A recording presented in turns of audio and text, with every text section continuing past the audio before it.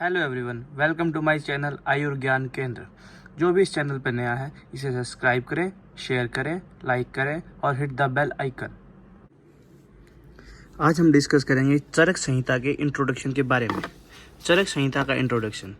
तो चरक संहिता के उपदेष्टा हैं पुनर्वसु आत्रेय। चरक संहिता के उपदेष्टा हैं पुनर्वसु आत्रेय, जिनका काल रहा है 1000 BC। 1000 BC मतलब 1000 ईस्वा पूर्व, 1000 ईस्वा पूर्व।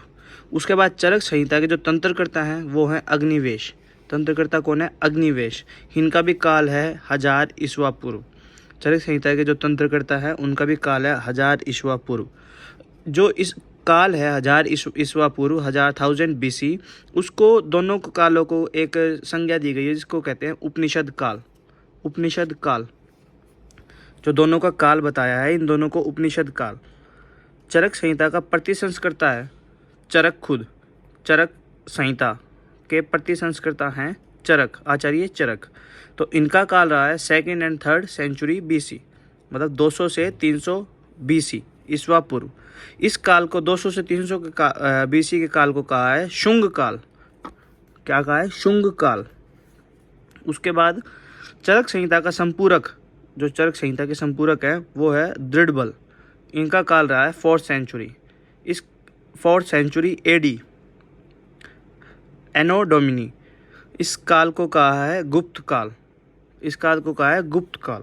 अब हम डिस्कस करेंगे चरक संहिता के अंदर कितने चैप्टर्स हैं, कितने स्थान्स हैं और उनका डिस्ट्रीब्यूशन किस किस स्थानों के अंदर कितने कितने चैप्टरों का डिस्ट्रीब्यूशन है। सबसे पहले अपन चैप्टर डिस्कस करते हैं कि टोटल स्थान्स हैं 8 स्थान है, 120 चैप्टर हैं।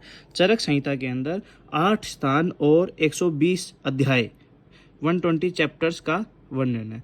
उससे सबसे पहले स्थान आता है सूत्र स्थान। उसके बाद आता है निदान स्थान। सूत्र स्थान के अंदर चैप्टर्स हैं 30 चैप्टर। उसके बाद है चैप्टर है निदान स्थान। निदान स्थान के अंदर चैप्टर्स हैं 8। उसके बाद चैप्टर आता है विमान स्थान। विमान स्थान के अंदर चैप्टर हैं 8। विमान स्थान के बाद आता है शारीरिक स्थान। शारीरिक स्थान के अंदर चैप्टर है 8।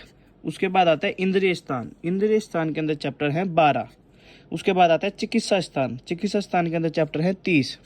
उसके बाद आता है कल्प स्थान। कल्प स्थान के अंदर चैप्टर हैं 12। उसके बाद आता है सिद्धि स्थान। सिद्धि स्थान के अंदर चैप्टर हैं 12। टोटल अध्याय हो गए 120। टोटल चैप्टर हो गए 120। अब चरक संहिता के अंदर दो बुक हैं, पूर्वाद और उत्तराद। पूर्वाद बुक के अंदर जो आता है सूत्र स्थान से लेकर और इंद्रिय स्थान तक, ये सब आते हैं पूर्वाद के अंदर। जो चरक फर्स्ट है उसके अंदर ये सब स्थानों का वर्णन है। और जो चरक सेकंड है, जो आप 3rd ईयर के अंदर पढ़ते हैं, वो है चिकित्सा स्थान, कल्प स्थान और सिद्धि स्थान। वो है 3rd ईयर के अंदर पढ़ते हैं, जो उत्तराद के अंदर है। और जो पूर्वाद के अंदर है वो सूत्र स्थान, निदान स्थान, विमान स्थान और शारीरिक स्थान और इंद्रिय स्थान। ये स्थान है जो पूर्वाद के अंदर है, जो आपा 2nd ईयर के अंदर पढ़ते हैं। अभी तक हमने डिस्कस किया कि कुल कितने स्थान है, कितने चैप्टर्स हैं। अब अपन डिस्कस करेंगे कि चरक संहिता के अंदर कुल योग कितने हैं। कुल योग है 1949 1949 योग हैं कुल चरक संहिता के अंदर।